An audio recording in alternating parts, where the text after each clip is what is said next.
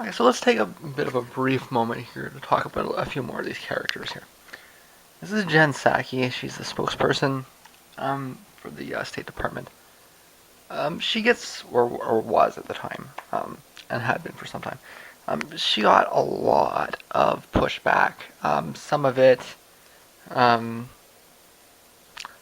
not articulated very well. Um, a little bit verbose, some of it. Um, what's coming from somebody that has watched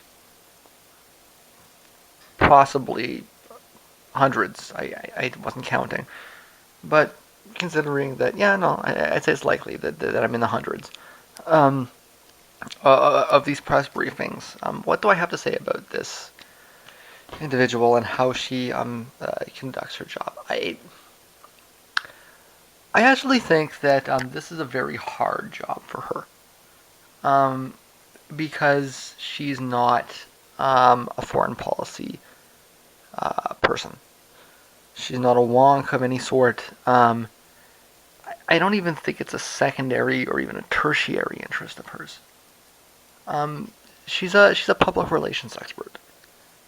She understands marketing. She understands projection. She understands how to run political campaigns. Um, and somebody gave her this job for as a reward for something that she did for the president. Um, and she's struggling. Okay, she's struggling because she doesn't have the background knowledge. So when they bring in the undersecretary, and you see the contrast, it's pretty dramatic. That said, you need to ask the question: um, is the country better off with a public relations expert doing what is a public relations job? Maybe. This particular individual tends to give a lot away. Um, you can tell when she's lying by certain aspects of her body language. You can tell when she's uncomfortable. You can read this person like a book. Meaning she might have great public relations advice, but she's not so good at it herself. Um, I have actually scrawled quite a bit about this. Um, I think that replacing her with the blonde we saw the other day, Mary Harf, would be a great idea at the time. The reason being that if you're somebody from another country, like let's say Russia, and you're watching these briefings, it, what she's reading out, I mean, what she's reading from the podium is often useless as propaganda, right? Whether you're somebody from even another country like Canada, but if the audience is domestic, I mean, if I can see through it, and the Russians can see through it, why can't Americans see through it, right? Um, and if it's she's so bad at this that you might as well not do it at all, right? Now, I'm taking a position here that the purpose of the State Department is to lie to people, right? So, people might question my premise from the beginning, right? And suggest, well, shouldn't she be more honest? Of course she shouldn't.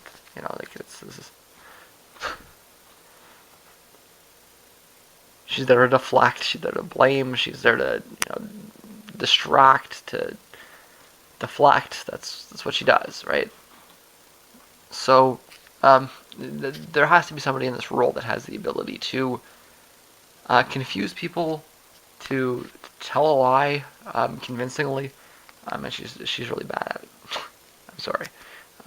She doesn't do this job anymore. I'm not sure who the present secretary is, or the present spokesperson is, but replacing her was a very good idea.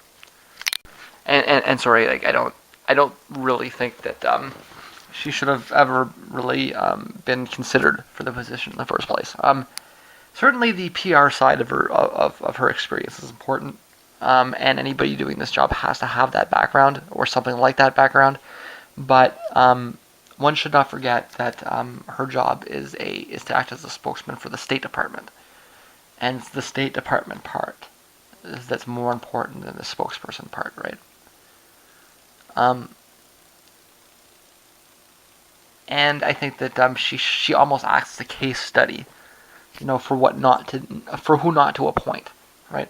What happens when you take a pure PR person that doesn't know anything about foreign policy and you plonk them in?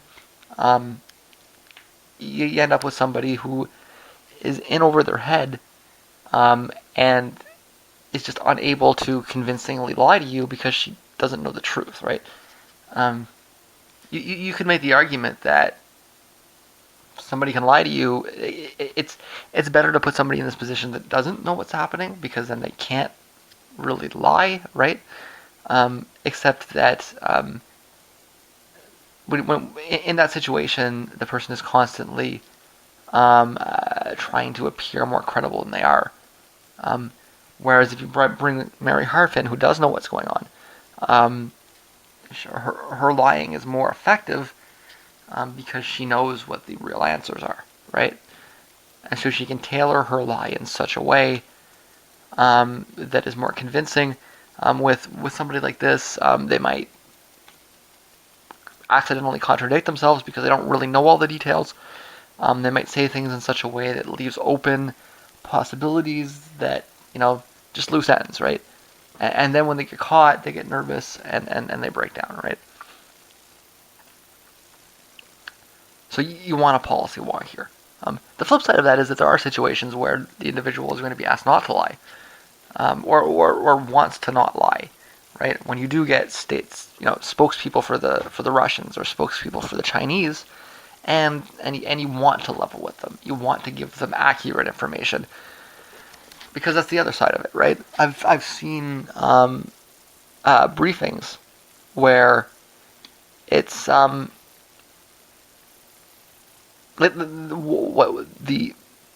can I put this? um, she's not able to get across the State Department's position because she doesn't actually know what it is, right? And the result is that, you end up with the Russians walking out of the room confused, or you end up with the Chinese walking out of the room confused, and that's not good, right? Because when the misunderstandings lead to escalations, or policies that are designed as a consequence of a misunderstanding, or whatever else, right? Um, Not to suggest that this is the dominant line of communications, but foreign governments wouldn't send people here if they weren't getting something out of it, right? I think that perhaps the administration underestimated the importance of this position. They underestimated the value of having a good spokesperson, and I think perhaps we've seen some consequences of this in the Middle East, as well as Ukraine, and perhaps in the South China Sea, right? So this job has to be done by somebody who's a strong policy person who knows what they're talking about, and that's the big problem with her. Number one, you can read right through her. You know when she's lying. If she had a better understanding, she might be able to tell better lies. And on top of that, she's often not able to accurately express what the State Department position actually is. When I know the answers to her job better than she does, that's a problem. And that's going to take me to the next part of this. I'm just going to replace my batteries just a second. That is Matt Lee. He is the Associated Press head reporter. And if you watch these briefings often, you will see that it is not often the case that Matt Lee does know the answer better than her, but it is often the case that he knows the answer better than her, and will take it upon himself to answer the question.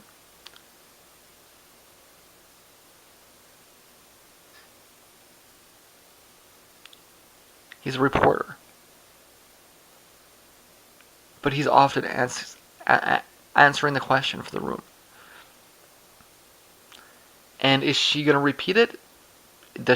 It's about a 50-50 chance. Sometimes he really doesn't know.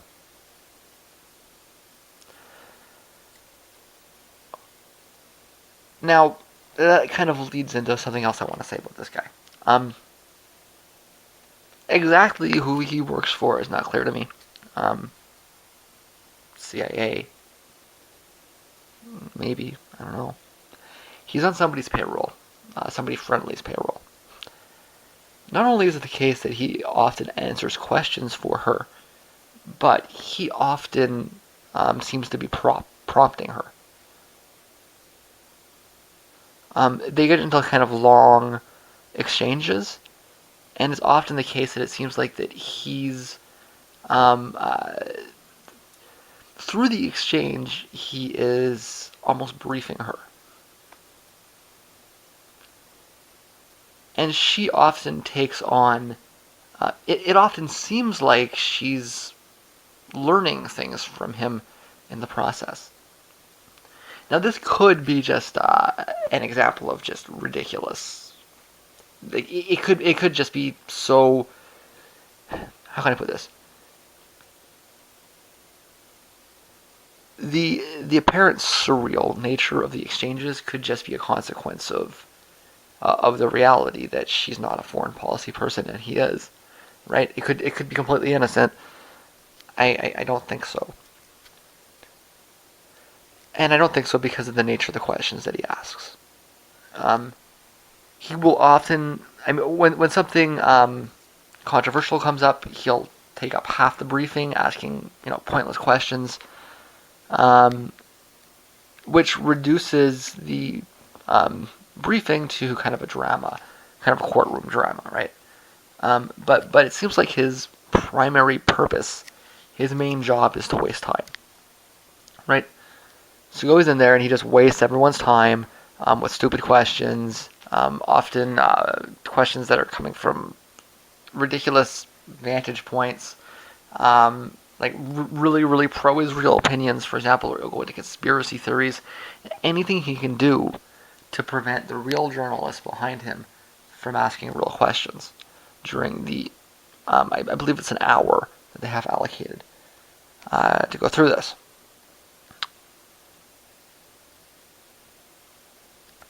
Main writer at the Associated Press is a CIA agent. Well, what do you think? You live in a free country or something? Of course. How could you not be? Right?